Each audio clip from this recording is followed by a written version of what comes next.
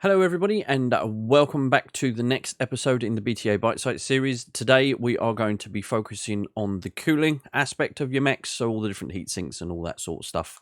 So jumping straight in, to start off with, we've got the, as you can see on the top list here, we've got the regular heatsink. Obviously these do not require any extra kits or anything else to fit. You can just mount these from standard. They take up 1 ton and 1 slot and sink 3 heat, and that's pretty much about it. These are going to be the most that you're going to be dealing with early on until you start going up in the scale of the skull missions and you start getting better, the better equipment and stuff like that. So moving on from those, we have the double heat sinks. Now, these require a specific kit to be mounted to your mech before you can use them. You can't just instantly swap them out.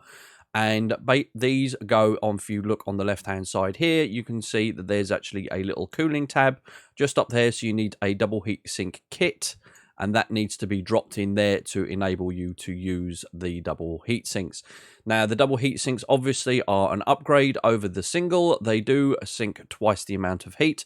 However, they do take up 3 times the amount of space, but it is only one amount of the 1 ton that they take up.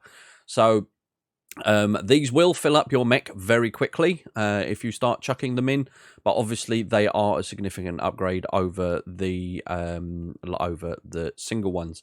Now, moving on from those, we have the double heat sinks for the clan side of things. So the same again, there is a kit and it'll have the little bracket with the C next to it. You drop that into there and that will allow you to use the double heat sink kits for the clan. Now, these, again, are an upgrade over the regular double heat sinks because they not only sink 6 heat, but they also only take up 2 slots. This makes it much easier to boat a lot of heat sinks in your mech when you're running really high heat builds, and basically means that, you can actually bring more firepower to the battlefield and fire it more consistently because you're actually able to keep the thing cool. Now, the last but not least, I will point out here that there is, on the left side here, there is a laser heatsink kit. That's not actually available in the game. There's a few things that are actually in the skirmish mech bay, which is what I'm using to show you all this stuff, that aren't actually available in the main game itself. So you can't, they aren't mounted to any mechs. They're not in any shops.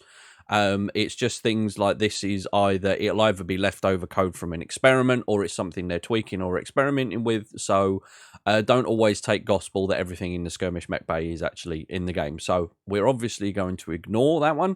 But the last but not least is the Proto DHS. This is short for Prototype Heatsink Kit. Now, this one is a little bit different. It offers massive bonuses, but it also offers a massive risk with it as well. Now, the kit itself differs from the regular heatsink kits that you had before it, whereas it actually gives a 30% bonus, a 30-point maximum heat bonus, and it also gives you extra 10 heat to your overheat threshold, so that's a standard thing. But it also has a chance to explode, so if the actual heatsink kit in the center torso of your mech is destroyed, it will basically give you a 50 heat damage and stability damage on top of that. What that means is, if your mech has no armor in the center, in the torso, or you're facing armor piercing weapons, and they manage to destroy that heatsink kit, it will. Obviously there's a chance it will do significant damage to your engine, your overheat, and everything else. So they are very, very risky to use, but they do have a lot of benefit as well. So as you can see, we've actually got the Prototype double heatsink kit in, and this is the heatsink. Now, the heatsink only takes up 1 ton, and it only uses 1 slot. So we've got the best of both worlds between the double heatsink kit sinking ability and the single heatsink in the terms of how much tonnage and how much space it takes up. However, each one of these heatsinks is actually explodable. What this means is if they're actually destroyed, whereas the other heat sinks, they'll just basically they'll stop working. These will actually do significant damage. So if you do have a lot of these, I've actually got the numbers here. If the heat sink explodes, it will do 12 heat, 25 damage, and 10 stability damage per heat sink. So if you've got 10 of these, in your mech, that's a significant amount of heat and damage and stability you're going to take. If you, say for argument's sake, you have 10 of these in a side torso and that torso gets destroyed and these all explode, that's going to hurt a lot. That's basically just going to destroy the rest of your mech. So they are really, really good, but they do come with a significant cost and they do come with a significant risk. And I would only suggest that you use these kind of things in something that has a crazy amount of armor and or something that is more of a backline support. So say for argument's sake you want a quad ER-PPC sniper that's going to generate an absolute metric ton of heat, and you can't physically get the amount of sinking in you need. These are the sort of things you can, because it's not going to be at the front line, it's not going to be taking the fire as much, so there's less risk of it happening. So that would be like a use case scenario, so sort of like a second or third line support mech, preferably with a lot of armor on, to try and make sure your mech stays safe. Now, in terms of this as well, the actual heatsink kits themselves are mounted in the center torso, so only hits to the center torso can destroy them. Even if you have an XL engine, it doesn't matter if the torso gets destroyed, it's not going to make a difference to the heatsink kit. The heatsink kit is basically mounted in the center torso, even though it's not actually, you know, on the center torso that you can see. This little tab up here basically counts as the as a center torso mounted point. So don't worry about if you lose a torso that you're going to lose your heatsink kit. That's not the case. It only will get damaged or destroyed if it's in the center torso. Moving on from that as well, the actual heatsink kits themselves are not classed as destroyable items. What I mean by that is, if your mech is taken out and it's destroyed, the actual heatsink kit itself will still be there in the salvage. It can't actually be completely destroyed in that respect. Whereas other things, if they're destroyed, you know, that they can be, there's like, you know, a chance that they won't be salvaged. The double heatsink kits are classed as a non-destructible item in the respect of when you get back to the salvage screen, they will always be there. Or, you know, when you salvage your mech, they will all, you know, they will still be on there. So that's a thing to bear in mind. The only other, there's a couple of other things that we need to go through with regards to the extra coolant stuff. So there is other things as well. So you for first off, you have the coolant pod, which is this bad boy here. And this basically is a actionable cooling buff. What this means is when you click on it in the display panel, it will give you a minus 30 heat at the end of the turn. So basically, if you need that extra alpha strike, but it's going to put you way over, like you're using the Battle Lord skill, for example, that bumps up your heat, you can use this as a sort of a counteracting unit again. Bear in mind again that this is also an explodable item, so if it is hit and it is destroyed, it will go bang and it will cause 30 heat, and 50% of that, so 15 heat of that, will be damage and stability. So again, it's a little bit dangerous, but as long as you've got the armor and, you know, and you're safe with it, you should be fine. There is also heat banks. Now, these do not stack. You can only use one of them on any one mech. You can't add them up.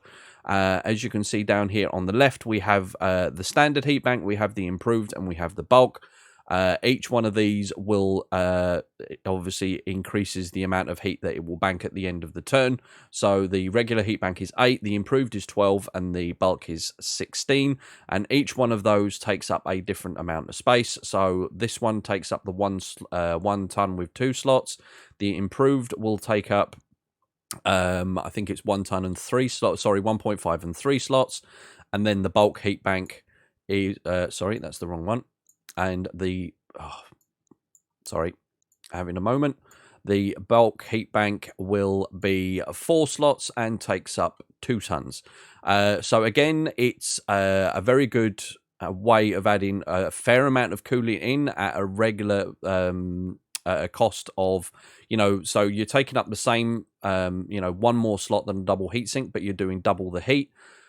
So it's one of them things that it's a lot of these depend on sort of how much space you've got available and things like that. So, you know, it's it is like, you know, options, but they, again, they're not stackable, so you can only use one at a time. Likewise, the same with the heat exchangers. There's the standard heat exchanger, the plus and the double plus.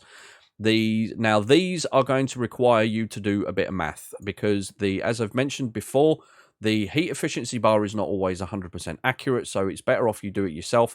So you work out whatever your maximum heat is going to be. Say, for argument's sake, it's 100. Then you know that this will remove 10% of that, which will give you a minus 10% heat, minus 10 heat generation. The only thing with these is at certain heat temperatures, they're actually less inefficient than using a heatsink. So, for example, if you had a mech that, say, only generated 60 heat, using one of these at 2 tons and 1 slot is actually worse than using a double heatsink, which is space providing. It will only generate 6 less heat, so it's the same as a regular heatsink. So for the cost of putting it in and how much they're worth, it's not necessarily a good exchange to use that over a double heatsink. So you kind of need to do a little bit math on these to work out whether you're actually getting the bonus from it. Again, providing you've got the space, 2 double heatsinks will fit in the same amount of tonnage. Obviously, it will take up a lot more slots. But it's one of them things you kind of you're going to have to do a little bit of working out. Likewise, the heat exchanger plus is 3 tons. So again, that's the equivalent weight of 3 double heat sinks for the 15% heat generated. And the double plus, which is the 20%, they all only take up 1 slot, but the tonnage they use goes up. So this one takes up 4. So again, you're going to need to do a little bit of math to try and work out. Luckily, the numbers are sort of like nice and even to work your stuff out. So, work out what your overall mech heat is, and then you can work out whether the exchanges are actually going to benefit you. Again, they tend to benefit very high heat builds, such as like large plasma sort of PPC builds, builds with like missile launchers that generate a lot of heat, like ATMs and stuff. So again, they are very, very useful, but don't just automatically slap it on your mech, because sometimes it'll actually be better for you just to chuck on a regular heatsink instead. That is pretty much all of the equipment wise covered, apart from one other thing. Now, I did cover this in the engine video, and I'm going to cover it again because it is part of cooling. But this is called e-cooling. So if I quickly just grab one of these, which is the 250. So again, just to go over it, each of your mechs requires a minimum of 10 heat sinks to function. They will not work and not be viable to drop on the battlefield without them. The mech bay, when you hit the save button, it will tell you if there aren't enough heat sinks on there. Now, each of these cores has a number next to it, obviously, apart from the 245, and you can see here, it's -1, -1, -1, -1, -2. What that means is there isn't enough internal space in the core to mount all 10 heatsinks that it requires, so it needs an external one. The advantage is the weight is already taken out of that equation by the core, so all you need actually is the space. You can stick... if I stick a 240 in here, for example, it needs 1 extra heatsink. If you hover over it, it will say it requires external heatsinks. Those count as weightless. So when you add the extra heatsink in onto wherever it is it needs to go, it won't actually cost you any weight, but it will cost you space. The flip side of that is if you've got the bigger core engines, and we'll jump right to the other end of the scale here, and we've got the core 425. What this means is the actual engine itself will support an extra 7 heat sinks, but you can't just slap them on the mech. That's not how it works. How it works on this side is if we jump over to here, you have this tab, and it's got the e-cooling. Now, e-cooling, you have e-cooling 1 through 7, and these numbers correspond with the +7 or +6 HS cap that it has on here, and you see there's an extra slot in the center torso. This means that we can actually add the e-cooling 7 onto here. What that means is it's added the 7 extra heat sinks the mech can take into just that 1 slot. Now, this is great for space saving, but the downside is it doesn't count those extra heat sinks as weightless, so you will incur the weight penalty of the extra set. So there's, for example, obviously these are all like 1 ton, so you will need an extra 7 ton of space to mount those extra 7 ton of weight to mount those heat sinks. but you don't have to find the space for it. Again, this is really good for mechs that are, the weapons take up a lot of room and you need the cooling for it and you have the spare tonnage for it, but you haven't physically got the space to mount the actual heat sinks themselves. So the e-cooling is there as a way of adding extra cooling in without using up space, albeit it uses up weight. So in the one respect, obviously, these are really good. And again, these are good for builds that you may have a lot of big weapon systems, and you have like endo steel, and you have the the endo steel structure, and you have the ferrofibrous armor kit. So those have kind of taken up all of your slots with all your weapon systems thing, and you need extra heat. So depending on which size engine core you have will depend on which size e-cooling you can fit. So as you can see, we have e-cooling 1 through 7, and when you go back to the cores, you can see that the if I can get that to scroll, that corresponds to these numbers that you see in orange here. So the core 360, for example, will take an e-cooling +4. The 375 will take a e-cooling +5, so on and so forth. The only cores that don't actually require, well, the earliest core you can get that doesn't require to have the extra heat sinks like these, all require, so this core 205, -2 means it needs an extra 2 external heat sinks. So that means you need to find space for them on the mech, although they aren't going to cause you any weight. So that's pretty much the cores covered. I hope that kind of explains it a little bit easier for you. One other thing I will mention is that specific pilot skills have heat efficiency quirks, which are going to help you. Again, this doesn't obviously tie in with the heat efficiency bar up there, so that's something you need to bear in mind. Also, certain mechs have their own heat quirks, so some can generate more heat and some can generate less heat. Some have like a -8 heat at the end of the turn, for example. So, if you want to build, if you have a specific build in mind, but whatever mech you have can't do it because you just can't get the heat there, keep an eye out for certain mechs that actually have a cooling proficiency quirk that will give you a bonus to your cooling in that respect as well. Apart from that, that's pretty much about it covered, guys. I hope you did find it informative. I hope you did enjoy it. If you did, please don't forget to leave a like and subscribe. Don't forget to come and see me on Twitch. I stream every Monday, Wednesday, and Friday. Weekends are kind of an as and when if I have the time. And I stream Battletech on a Monday and a Wednesday. So if you want to come in and have a chat about more about that, you're more than welcome. Apart from me, though, guys, I'm done for today. Have a good one. Stay safe, and I'll catch you next time. Bye-bye.